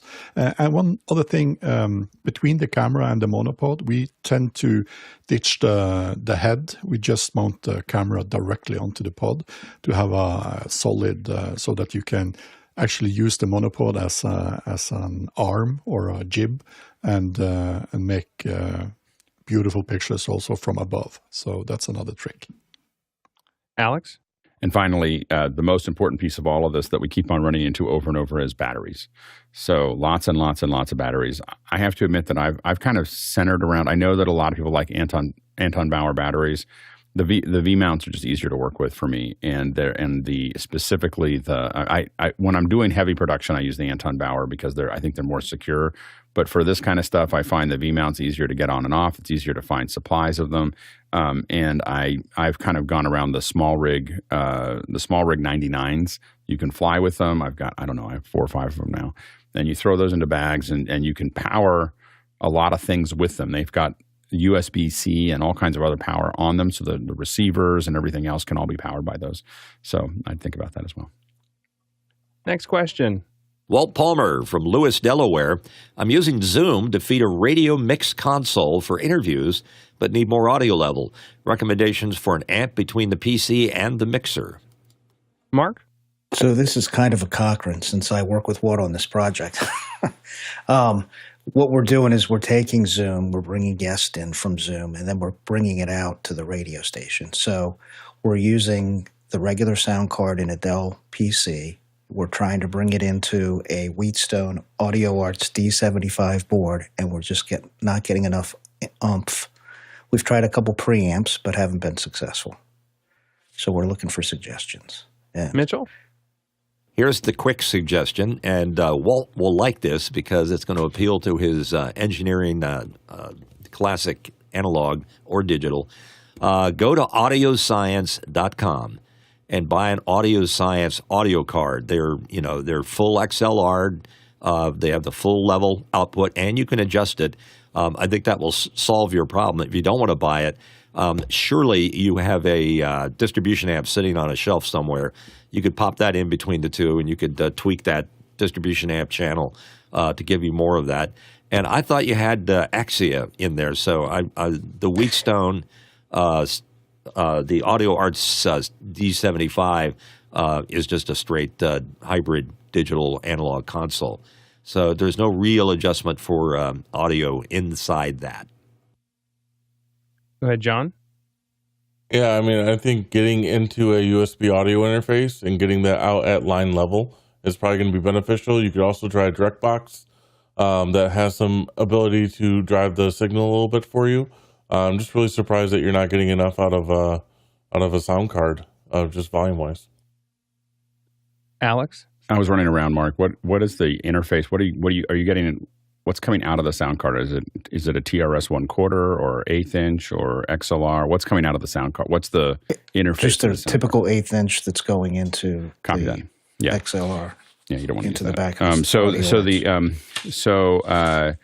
There's two things that I would consider. One is the Audinate Dante to XLR. You could just simply just plug that in. You need it to be it needs to be Ethernet plus, right? So you're going to need voltage on your Ethernet, but then you just plug that into the back of an XLR. We use that for all kinds of things, and that we've never had a levels problem with it. Now you're just routing any computer in your network into that board. So you may find that, and it's going to be nice and clean. It's going to come out as Dante. It's going to go all the way out there. The thing that I use for this, if I'm not using Dante and I just want it to work and I don't care how much it costs, is this. This is a USB pre. Let's see if I can pull it up here. This is a USB pre 2. They still make them. They are beasts. This is an XLR. This is XLR output. This is a USB. I don't know, B whatever. The B there. And this, to make adjustments to this, there's no software. There are, if I can get to it, let's see if it'll go into focus, dip switches on the back. And there's a nice little guide for your dip switches on the bottom. I used to own maybe 60 of these, so I'm down to one, or one or two of these. But they're expensive. They're as much as the Mix Pre. But when I was working on a lot of large events, I would hear a buzz somewhere in the room. Like I could hear a buzz in playback. And I would just walk down the back of a presentation with one of these boxes in my hand and the USB cable, and I would find the computer that had a 1/8 inch to XLR converter, some kind of, whatever, and I just replace it with this. I go, hey, let's just put this in, let's put that out, and that was gone. It was like, and I was like, we just want this to work. And so, the pod, all the stuff like that. I will not use. I don't use 1/8 inch jacks out of computers, like just for production audio. So anyway, but this works every single time. It's a little old in the tooth. It hasn't been updated for a decade. You keep on feeling like they're going to get around to fixing it, but the reality is it's super solid. I've accidentally submerged them in water and they still work. They get dropped, thrown, crushed, like, or put lots of weight on them. They're little tanks, and what they do great is great audio in and great audio out. So, Mark? Mix Pre 2 is now on Walt's wish. This is a USB Pre 2, not a Mix Pre. 2. All right, A USB Pre 2, and again, it is way more expensive than other options that you have, but it just works. It just, so that's not for what you're doing. I want control of the output. I want it to work. I just want to, it works really well. Mitchell? You want a broadcast-friendly audio source, and that's going to come from that audio science I mentioned. It's going to be cheaper than the sound devices, which is a wonderful box, but I don't necessarily think it's for this. I like the idea of the Dante Avio, but it's no guarantee that you're going to be able to adjust the levels to an appreciable level.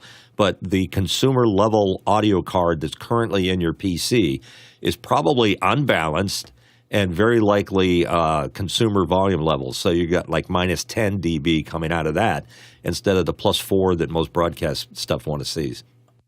Mark? And Mitchell, thank you. We have a couple of those sound cards. They won't fit in this particular case because we've tried them. But so it's either get a new box and put one of those sound cards in or try the they have USB. a short version of it. Do they? Okay. Yeah, instead of the full one. Ronnie? It's a quick fix. I would recommend you take a look at Radial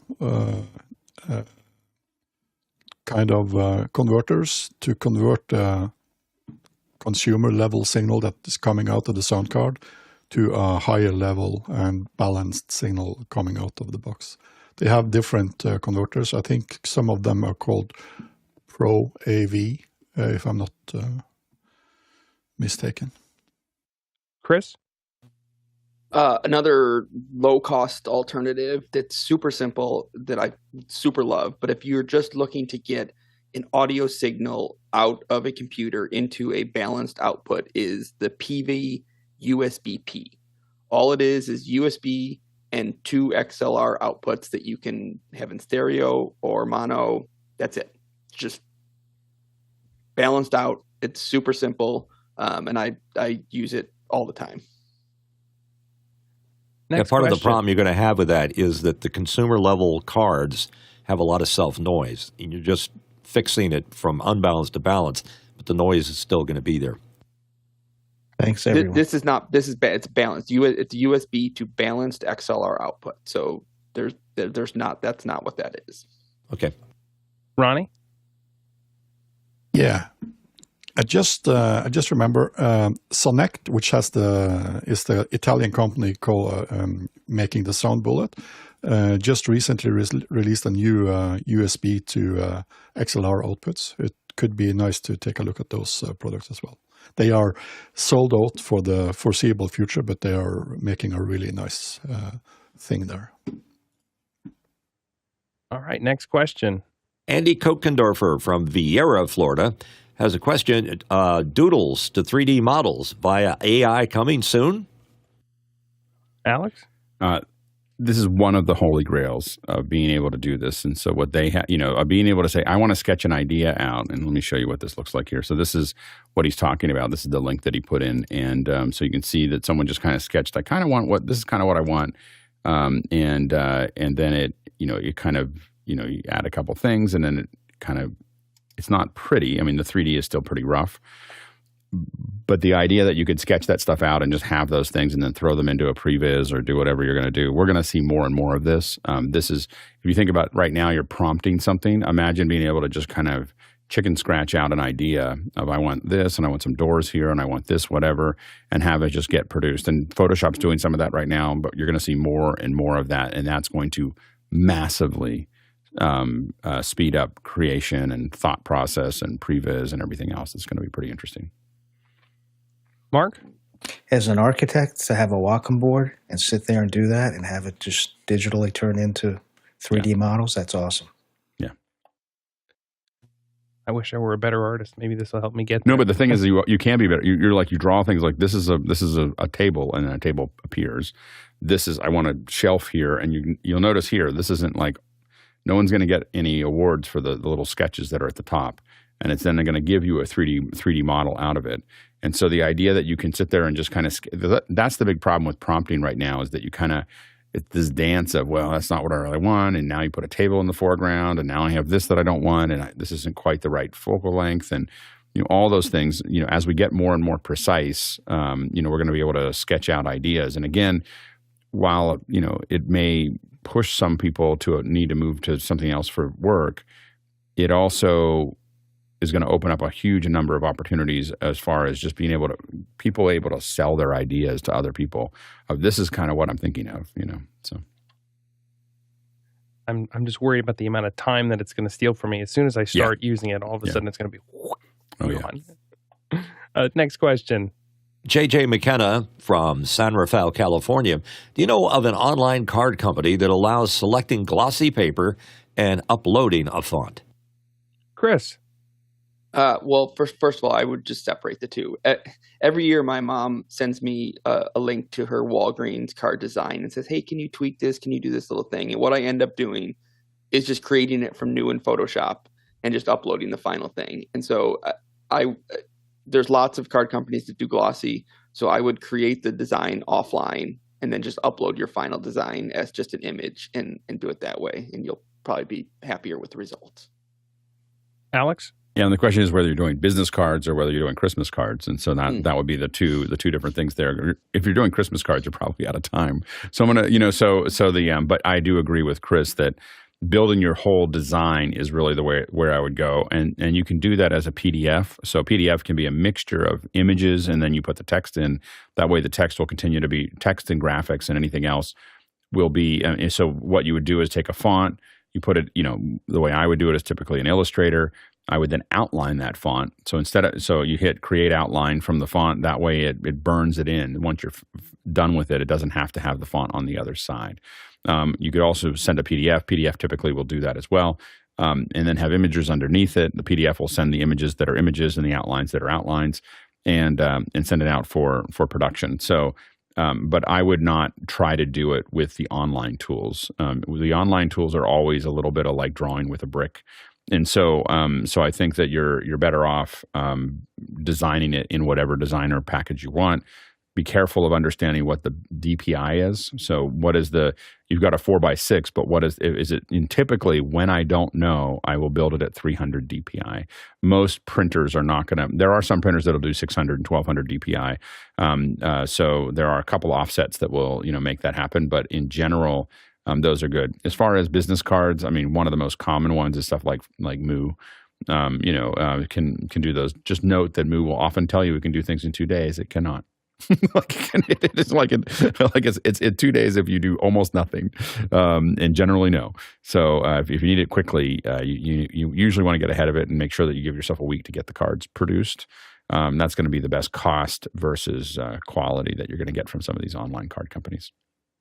And one thing that we don't talk about a whole lot is that you have to get a license for fonts. So an online website is probably going to be reticent to let you upload a font and print it because they just don't want to play in that game.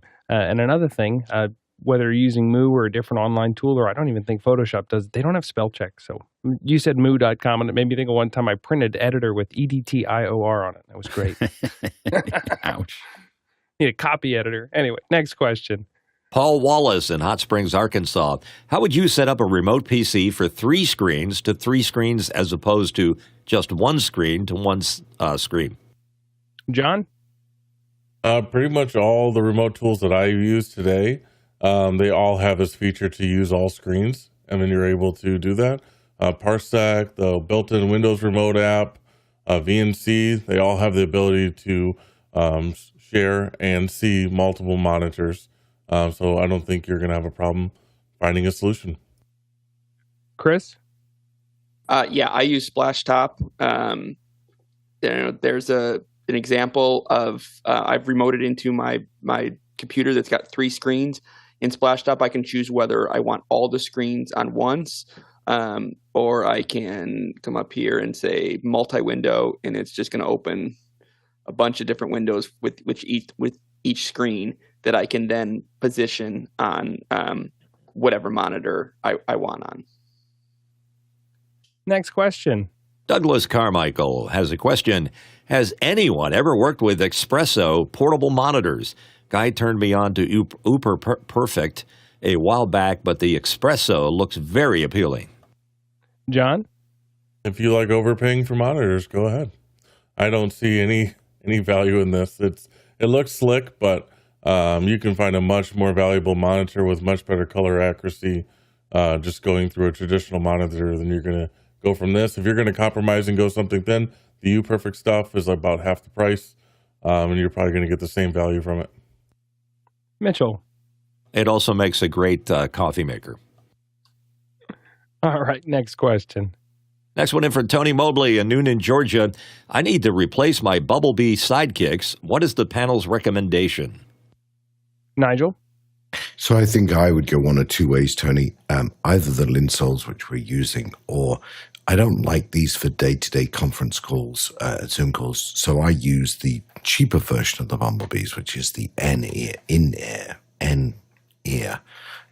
system. I'll tell you, I bought a new set recently which had the Flexo on them, and I found them very annoying to use. So if you do go to the in-ear, buy ones that are pre-formed to go into the correct ear. I was going to say the right ear, but you can have a left ear one as well. Because the Flexo ones, which allow you to do it yourself, are very, very wobbly, and they don't particularly stick in the ear well, whereas the originals do. Well, for me at least. Alex? Yeah, so I have the Bumblebees, which I love, and I do use them in some live environments. For this show, I switched over to the Linsol Z10s, and the reason that I did that was because I needed more resolution. So the Bumblebees they're great. They're extremely low profile. They're comfortable. But the problem that I get into is that I realized that there was a lot of noise I was making in my office that I wasn't hearing because they're really designed around speech. And so when I first put these Linsols on as a test, it was so overwhelming to hear all this extra garbage in my house or in my office. But I realized I'm putting that garbage into the show. So I kind of, they will over time wear out. I wear these ones. These are $50 ones. By the way, the more expensive ones I find painful, and the less expensive ones I find to be muffled. So the $50 ones, the $45 to $55 range, I don't even know what the feature set is, but I just know the price of those is the ones that I enjoy. I wear them 6 to 8 hours a day, typically for the meetings that I'm in. And I wear them out about I swap pairs about every 6 months. It just slowly falls apart. Like it just, and I can clean them for a little while and then the little things on the front fall off. They're not built for that level of usage. But they work great, and I just consider that the lease. John?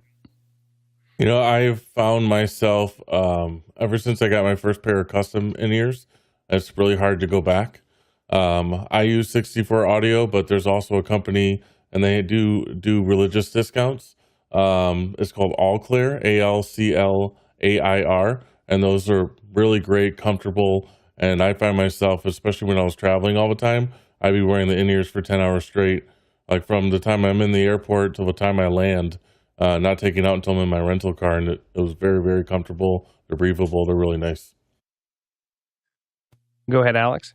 And the one thing I will say is that I only wear in-ears when I'm on show. So I wear over the ears all the rest of the time. When I'm in talking on the phone, I use the OpenComm with the arm because it has the best off-axis rejection, so people don't hear whatever I'm walking or whatever.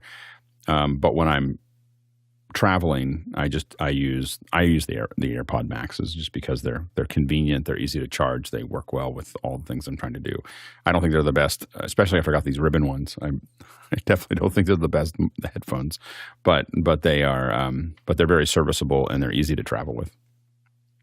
Best in-ear monitor tip I ever got was replace the cable. Get a nicer cable. You can get one that's longer. You can get one that has the TRRS, so that has a microphone. If you needed one in a pinch, not for all the time, but you can turn the $40, $50 pair of in-ears for another $20. They can feel really, really nice. Next question. Hamza Aboufaraz from Marrakesh, Morocco. What software can I use to create a remote cloud audio mixer on AWS? I know there's Wave, but looking for alternative to mix audio from NDI sources on the main vMix instance, but from a different position. Chris? So, well, there's lots of options, but two that came to mind. One is if you've got the audio already in vMix, then you can mix the audio in vMix. You just bring that out remotely, and whether that's having whoever's doing it with a device that they're connecting via VPN into that vMix box. But vMix has lots of integrations for control externally.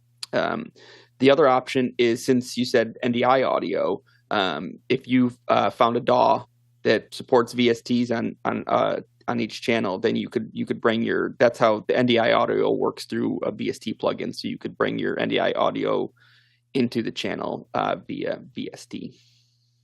Alex? For most of the productions we see two things: Sienna. So Sienna, the Sienna processor, and Mixbus. So Mixbus is a much less expensive version of that. Not of Sienna. Mixbus is a very inexpensive by Harrison that will do cloud, that people are using for cloud mixing. And so that's the less expensive version. The more expensive version is Sienna. And those are the two. And it's designed with its NDI tools to do a lot of the audio processing for you. But I haven't seen almost all the cloud stuff we've seen has gone one way or the other in that respect. Next question. Douglas Carmichael with a question. I remember going to an airport in the Northeast, and they had all their French announcements in a female voice and announcements in other languages in both male and female voices. Why could that be? Mark? Well, I'm not sure why the voices were different for different languages, but I do know that there's a voice model, Carolyn Hopkins, who's is at 200 airports around the country, makes all the announcements like the moving walkway is ending. Mitchell? Statistically, they show that female voices are recognized and paid attention to. Male, not so much, but I used to be the monorail announcer at Disney World when they first opened, and nobody paid attention to me. Next question. From Michael Tan in San Diego, California. What is your general power calculations when doing a small or large event? Go ahead, John. What I'm typically doing is a catalog of my gear, the max power draw, and then understanding how many circuits are available, and if I have to supplement with generator power, and that's how I'm going to plan my day, my event. Alex? Yeah, typically there's some calculations that you can get from a lot of the equipment that says this is the maximum it's going to draw. A lot of times we use kilowatt when we're setting up to just measure it, like when it's doing production, when the encoders are running, when all this other stuff's running, what is it drawing to do that? Then we typically, when we make a request, we double that or triple it. So usually I'll take all the gear that I have at maximum capacity, and typically I'll triple the request. So I'll ask for 3 times whatever that was. If it's 50 amps, I'm not going to ask for 150 amps. That's going to give me headroom to make changes. That's going to give me headroom for client. We'll put separate circuits and so on and so forth for clients to hook their phones up and do things. But whatever it is, I'm going to ask for 3 times. There is nothing worse. And I have been at events. There was a Super Bowl had an event that didn't do this calculation right. So there's you can get there's nothing worse than running, because if you run out of headroom at a live event, there's nowhere to go. Like, what are you going to do now? Like, get another generator like in the middle of the show or in rehearsal, which can be done. I've done it, but you really want to avoid having to make last minute choices on power. So at least triple it to make sure that you have what you need. And John? Yeah, I was actually doing a show at a church, and during rehearsal, we kept popping breakers, and I had to come to them. I was just engineering on the audio side. I was like, you can either have subs or you can have your moving fixtures. Like, you have to make a decision now because we're not going through this live, and you don't want to lose, half the band all of a sudden because of this. Just old buildings, things you're not planning for. People try to stretch it and do everything. If you're not willing to put the money in and supplement the power, you're going to end up making compromises. Alex? Yeah, I will say that I have this conversation with all of these things, when we're asking for load-in time, when we're asking for load-ins, when we're asking for power, when we're asking for space, everyone's always going to say, well, we don't have enough space, or we don't have that much power, or we can't give you that much time. I still ask for it, and I usually say, well, usually there's some side comment, well, the most expensive part of every event is failure, and we may have some issues, and these are the issues that we may have. We may run out of power. We may have, I'll list off a couple things, oftentimes in email. If you get something from me in email, it usually means that it's what we call a CYA. I'm going to list off all the things that can go wrong with your event. And then if any of those go wrong, you have an email from 3 weeks ago that said, hey, this is what I told you might happen if you didn't do what I asked.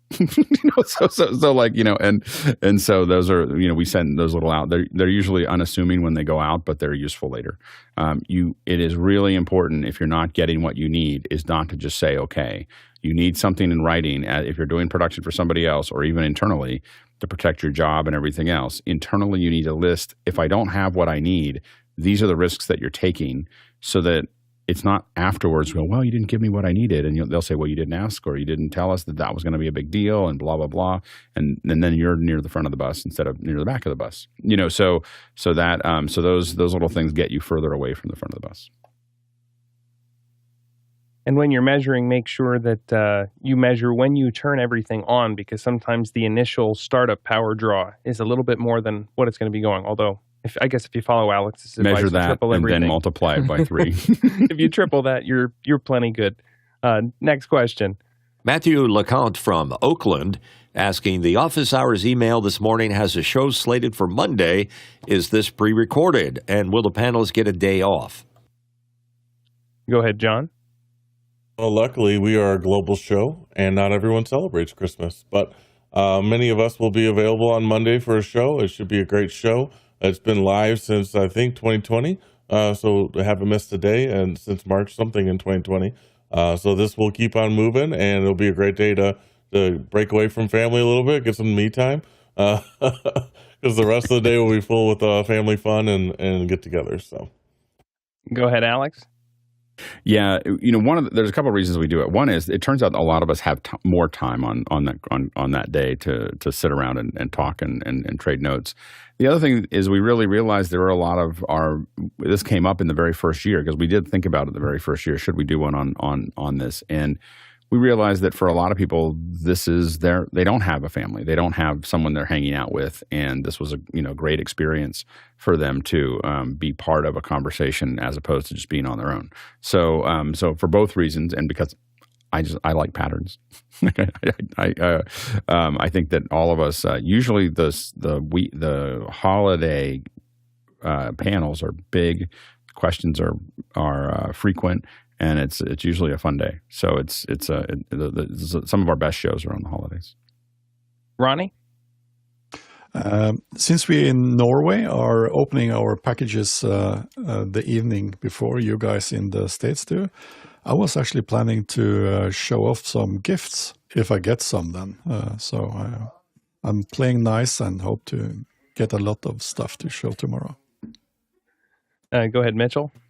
It'll just be me and my dog, because I've now got a nasty cold or virus and nobody wants me anywhere near them. So I need the company. I need my friends here. So that's why I'll be there. Next question. Paul Wallace in Hot Springs, Arkansas. What is the topic for Christmas Monday? Alex. General Q&A. We're just answering questions much like today. So it should be a nice, relaxed, whatever people bring up. There are a couple extra features, though. If you look in your email, they came out this morning in the Coming Up on Office Hours. There is a link towards a set of links towards the bottom for each day, Monday through Friday, where you can actually go and see. If for no other reason, it's fun to click on that link just to see all of the thumbnails for every single show that happened this year. And so you can see the date, the thumbnail, what we were talking about that day. Monday is or all of next week is your day to come and bring what you liked and what you didn't like, what you want to see more of in the coming year for that year in review show. So look in your email, click on those links. And even if you don't send us anything, just look at the thumbnails. You'll have a hoot. We're an animated bunch. Next question. Chad Lafarge with the last question. from Columbia, Missouri. What's on your Christmas list? Kick us off, Mitchell. Well, I'd love a MixPre 3, maybe a MixPre 10, and a copy of Cinema 4D. You know who you are. I want it now. Nigel? Well, I'm going to avoid saying peace and goodwill to all mankind. What I'd really like to see is John Preto back on Office Hours. That would make my Christmas. Amen to that. We're all thinking about you. We miss you, John. Go ahead, Alex. Yeah, hoping to see John. So hopefully John will be here on Monday.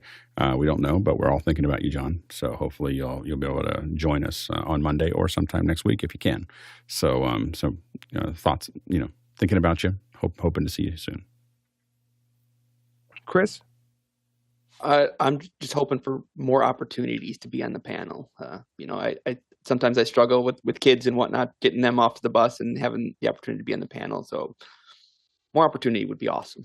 It's great having you on, Chris. You can bring a lot of good technical stuff on. So hopefully you'll be able to get on more often, especially during this little break. So hopefully we'll see you a lot next week. And I appreciated you not making me feel like I was on an island with my NFL Santa hat. We had 2 of them today. All right, well, welcome and goodbye. Another great Saturday. Thank you, everybody. We had a really awesome panel today.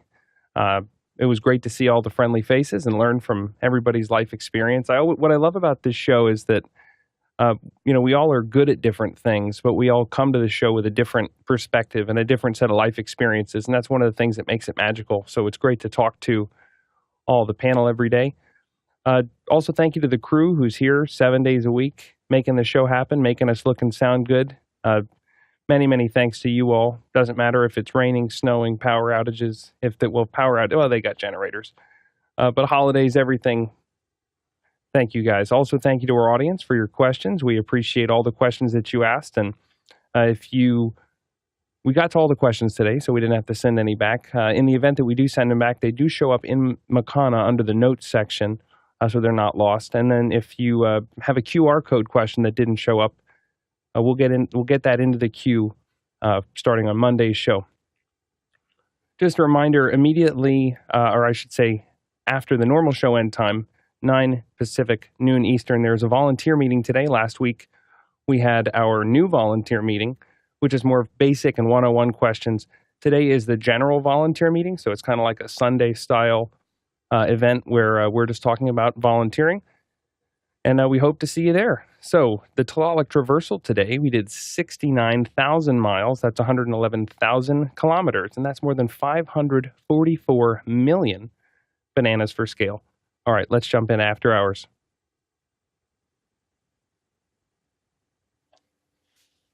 I don't know why I really want a remarkable, the remarkable thing that you draw on. My brother got one. It's really nice. Does he like it? Does he like it? I'll tell you in a month if he likes it, because right now it's the novelty still there. It's the gadget I want, and I'm never going to use a third time. No, I won't buy it. I won't buy it because I'm it's a I'm not going to use Norwegian this. company. Then I saw Justine's video, and I was like, I gotta text Justine and see if she's. It's really nice. Is it really nice? Do you still use it, John? Like OneNote. There's a lot of different options that you have to push those notes over, and you can manage it all within their swiping and so many different. Just look at it. It's the thing I want the most, and I'm like, but I won't use it. I just don't think I'll use it. But you use it, John. You use it regularly. Yeah, we have several executives that use them.